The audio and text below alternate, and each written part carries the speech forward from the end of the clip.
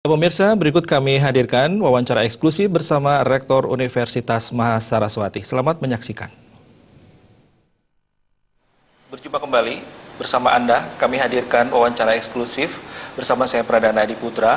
Kita akan berbincang-bincang tentang dunia pendidikan tinggi bersama salah satu perguruan tinggi swasta yang memiliki banyak prestasi, yaitu Universitas Mahasaraswati Denpasar. Dan telah bersama saya hadir Rektor Universitas Mahasaraswati Denpasar, Bapak Dr. Andes Imade Sukemarte, MPD. Om Swastiastu, Bapak. Om Swastiastu. Sehat ya, Pak ya? Sehat. Iya, luar biasa ini sudah diketahui banyak masyarakat secara publikasi di mana-mana ini ya, terkait prestasi yang diraih oleh Universitas Mahasaraswati Denpasar. Ini kalau berbicara terkait dengan UNMAS sendiri, saya sebut UNMAS ya Pak UNMAS, ya. Ini bisa disampaikan kepada pemirsa, walaupun sudah banyak mengenal UNMAS, tapi paling tidak ini dari berapa prodi, kemudian sistem pendidikannya seperti apa. Silakan Bapak, sebelum nanti kita berbicara prestasi. Ya, seperti kita ketahui bahwa Universitas Mahasaraswati adalah salah satu unit pendidikan yang ada di perguruan rakyat Saraswati, yaitu Universitas Mahasaraswati mempunyai 6 fakultas, 1 pasca, dan dari sekian itu ada 14 prodi. Oh begitu. Ya. Seperti yang kita ketahui sekarang bahwa fokus kita sekarang adalah kita harus berpikir ke depan ini untuk mentaati aturan pemerintah, yaitu kita harus bisa meluluskan tamatan yang mempunyai kualitas yang baik. Ya. Ini sejalan dengan kebijaksanaan pemerintah, beberapa aturan yang telah dibuat pemerintah tentang bagaimana sekarang dunia pendidikan tinggi supaya betul-betul outputnya itu berkualitas. Ini terkait juga dengan daya saing SDM kita dengan tamatan luar negeri. Sehingga kita dengar beberapa belakangan ini beberapa peraturan oleh pemerintah dikeluarkan yang terkait dengan peningkatan mutu. Dari sekian peraturan ada, kita fokus kepada yang terakhir itu adalah Permen Ristek Dikti nomor 44 tahun 2015 tentang standarisasi pendidikan tinggi. Di sana sudah diatur dengan jelas tentang pelaksanaan Tridharma pendidikan tinggi. Dharma pertama, kedua, diatur dengan jelas. Ya, kami menyambut baik ini karena kita sadar bahwa untuk bisa berkompetisi ke depan di era global ini, khususnya di MEA ini, kita harus mencetak sarjana yang berkualitas. Caranya bagaimana? Kalau kita ingin mencetak sarjana berkualitas, sudah tentu kita ikuti aturan, regulasi pemerintah. Karena sekarang itu kita tidak bisa main-main lagi. Katakanlah itu salah satu tridharma, yaitu pendidikan. Seorang mahasiswa harus betul-betul mentaati aturan perkuliahan. Nah, kami sudah membuat SOP-nya itu, di mana setiap mahasiswa itu paling tidak harus 14 kali pertemuan dengan dosen, 1 kali UTS, 1 kali UAS. Itu aturan minimal harus. Nah, kalau itu sudah kita laksanakan, prosesnya yang benar dan baik, sudah tentu outputnya pasti akan baik. Karena sudah sedemikian rupa di regulasi yang pemerintah buat ya Pak ya? Iya, kita ikuti. Kemudian juga rasio dosen dan mahasiswa, kami tidak main-main. Jadi setiap prodi itu selalu kami cek. Jangan sampai ada merah. Apalagi dengan sistem akreditasi sekarang ya Pak ya? Betul. Dan itu sekarang tidak dibohongi itu, karena ada PDPT itu kelihatan. Terdeteksi secara online begitu? Ya, online. Kalau dulu bisa saja seorang dosen mau ngajar banyak-banyak, terus sekarang tidak bisa. Kita punya rasio. Kita pun menerima mahasiswa itu tidak bisa seenaknya. Kita setiap prodi kita lihat berapa yang kita bisa terima, kita sesuaikan dengan dosen. Kemarin kita itu banyak mengangkat dosen karena terkait ada salah satu fakultas ekonomi di mana minat masyarakat itu luar biasa. Kami juga tidak bisa menerima sebanyak itu, tapi kita harus sesuaikan dengan rasio dosen. Dan kemarin satu contoh saja, kami di UNMAS ini mahasiswa yang berminat masuk gelombang pertama dan kedua itu kurang lebih 5.000. 5.000 Pak? 5.000. Waduh. Tapi yang kita bisa terima hanya 2.700. Ya. itu pertimbangan rasio dosen, Ya. fasilitas yang kita punya. Sesuai regulasi yang tadi Bapak sampaikan. Sesuai dengan tadi, ya. regulasi. Kalau dulu mungkin saja kalau belum ada regulasi ya seenaknya Secara saja. kuantitas begitu. Yang penting dosen itu bisa mengajar banyak-banyak. Nah sekarang tidak bisa. Kualitas yang harus dikedepankan. Jadi kualitas. Itu di bidang pendidikan tinggi yang kita lakukan. Kemudian dharma kedua, penelitian. Kami bersyukur Unmas ini sudah di ranking Madya. Artinya bahwa dosen-dosen kami yang selalu kita dorong untuk meneliti berhak untuk mendapatkan merebut dana dari Kemendikbudristek 5M. Nah ini kami khususkan pada dosen-dosen yang sudah senior, yang sudah biasa meneliti, dengan harapan nanti output penelitiannya itu bukan hanya pada habis penelitian begitu selesai, tidak, tapi karena itu tuntutan juga, setiap hasil penelitian harus dipublikasikan. Itu adalah kebijakan pemerintah. Jadi konsekuensi juga dari regulasi itu ya Pak? Iya. Nah itu kami berikan kepada dosen senior. Sedangkan dosen yang junior, yang pemula itu ada dana internal dari kita berikan. Yang tiap tahun selalu kita berikan peningkatan. Kita tingkatkan tiap tahun. Awalnya itu dari 400, kita lihat habis 600, 800. Nah sekarang untuk tahun ini kami sudah umumkan ke semua dan sudah terjadi seleksi. Kita berikan dana 1M untuk dosen-dosen pemula. Karena kemarin kami banyak mengangkat dosen muda dan itu untuk mereka bisa naik pangkat, salah satu poin adalah juga penelitian. Itulah usaha-usaha kami di bidang penelitian sehingga kami tetap ingin supaya kami ada di ranking Madya ini. Malah kita menuju ke utama. Yang ini mungkin belum tentu juga diraih oleh perguruan tinggi yang lain ya Pak ya? Ya Kondisi mungkin ini semua ya? perguruan tinggi akan berlomba-lomba. Ya cuma kami sekarang Sudah posisinya ada di pencapaiannya ranking di ya tahap 101 itu, dari 3.220 perguruan tinggi di bawah Kemendikbudristek. Ya. Belum lagi perguruan dari perguruan lain. Yang jelas kami ada di 101 dan itu kami akan dorong terus dosennya terus meneliti. Ini juga terkait dengan regulasi pemerintah Kemendikbud, Peraturan Menteri Kemendikbud nomor 20 Ya. tahun 2017 ini, di mana ada aturan yang cukup ini untuk memberikan rangsangan dorongan kepada dosen supaya dosen itu di samping mengajar supaya meneliti menghasilkan artikel-artikel baik taraf nasional maupun internasional. Sebuah karya dari Iya, dosen. karena itulah sekarang mereka tidak bisa itu santai-santai lagi, di samping tugas pokok mengajar harus seimbang juga mereka melakukan penelitian. Ya. Karena kalau tidak, serdosnya bisa dicabut kalau tidak Oh ya, melakukan. ada tunjangan sertifikasi dosen. Kan lektor ya, Pak, kepala ya? harus dia menulis 3 jurnal Ya. bertaraf nasional. Ya. Kalau guru besar 3 jurnal bertaraf internasional. Kalau tidak, ancamannya adalah nanti tunjangan serdosnya akan dicabut. Nah, oleh karena itu di bidang penelitian tiada kata tidak, yaitu kami dorong dosen untuk melakukan itu penelitian. Dan kami berikan dana internal dan juga ada, karena status kami Madya, bisa merebut dari Dikti.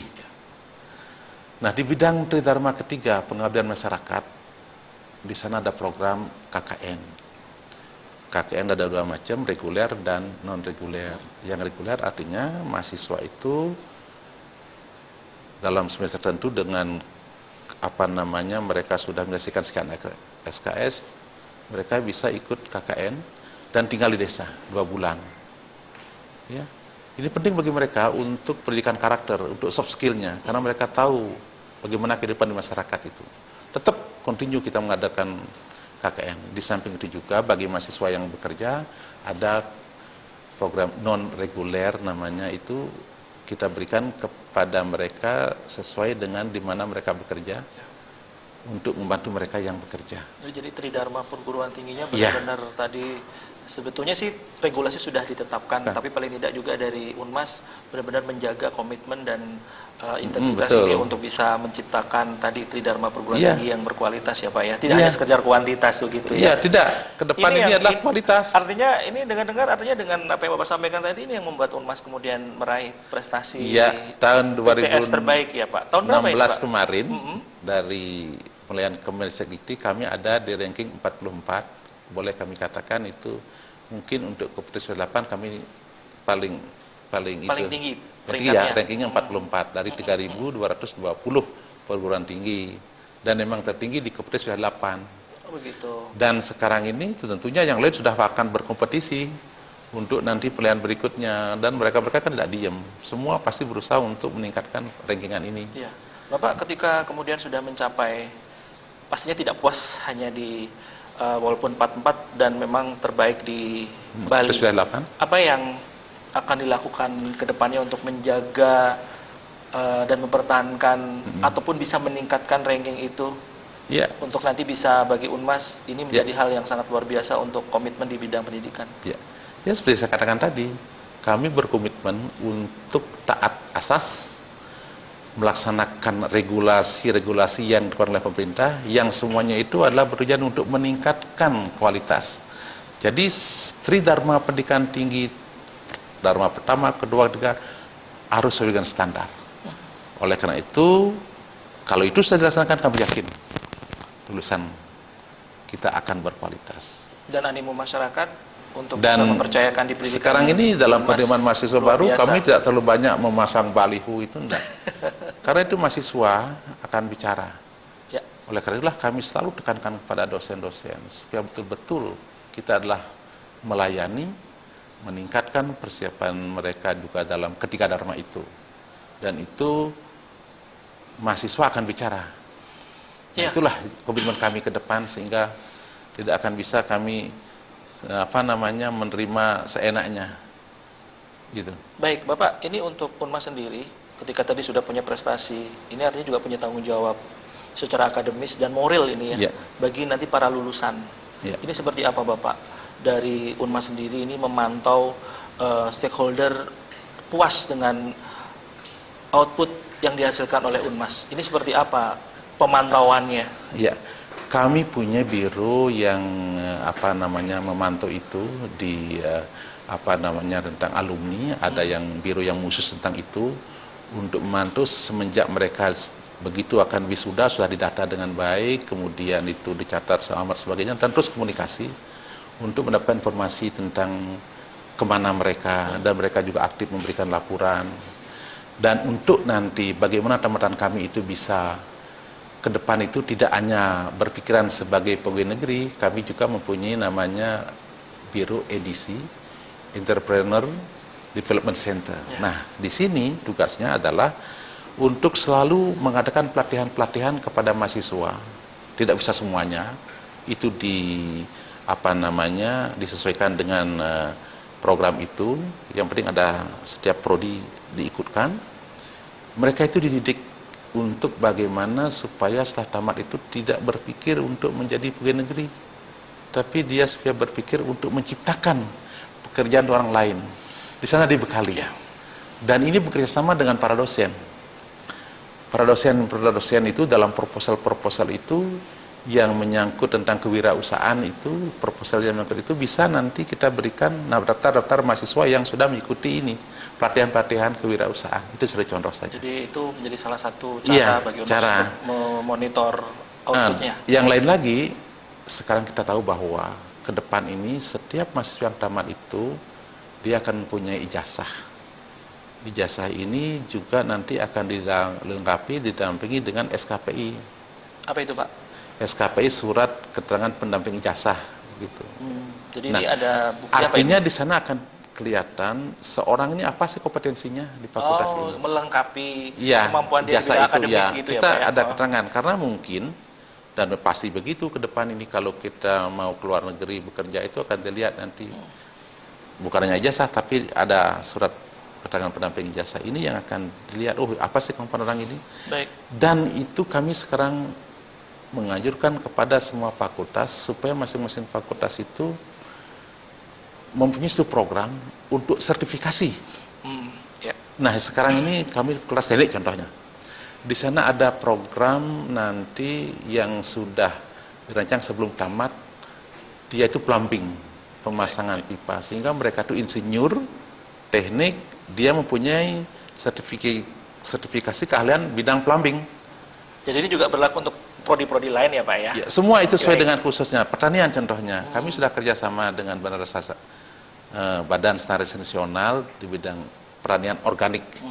Nah itu di kurikulum kita dibantu di sana, kemudian kita berikan kepada mahasiswa, mereka itu mengikuti kurikulum, sehingga mereka itu setelah tamat nanti insinyur pertanian, sertifikasi ahli tanaman Artinya tadi organik. ada kerjasama dengan pihak terkait Ya. dan Unmas menyiapkan infrastruktur yang memadai Ya. untuk mereka. Ya, Baik. kita berikan itu dan infrastrukturnya, mahasiswa kita Baik. siapkan. Kita kerjasamalah dengan stakeholders yang terkait, karena itu tujuan ke depan. Ya. Tanpa Baik. itu tidak mungkin ada orang pakai nanti.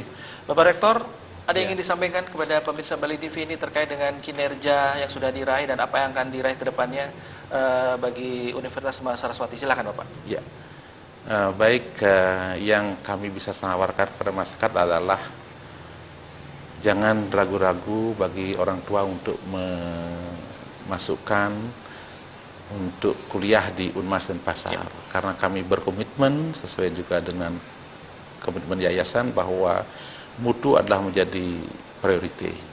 Jadi utama, kalaupun masih ada kekurangannya itu, tapi itu kami berprinsip harus tetap dibenahi sehingga kami memenuhi standar kualitas. Dan kami yakin bahwa masyarakat sekarang cerdas. Orang tua akan memilih perguruan tinggi yang betul-betul bisa memberikan pendidikan yang bermutu. Itu kami percaya. Oleh karena itulah ke depan program kami adalah meningkatkan lulusan atau output kami supaya berkualitas, bisa bersaing di era global ini. Kalaupun ada masih kurang, selalu kita akan tingkatkan demi SDM kita untuk anak bangsa. Baik, Bapak Rektor luar biasa. Mudah-mudahan sukses selalu untuk Universitas Saraswati. Terima kasih. Iya. Pemirsa, demikianlah perbincangan kami bersama Rektor Universitas Saraswati Denpasar, Bapak Dr. Andes Imadi Sukomarta MPD. Semoga bermanfaat. Kami akhiri wawancara eksklusif sampai di sini. Terima kasih atas perhatian Anda. Salam Indonesia.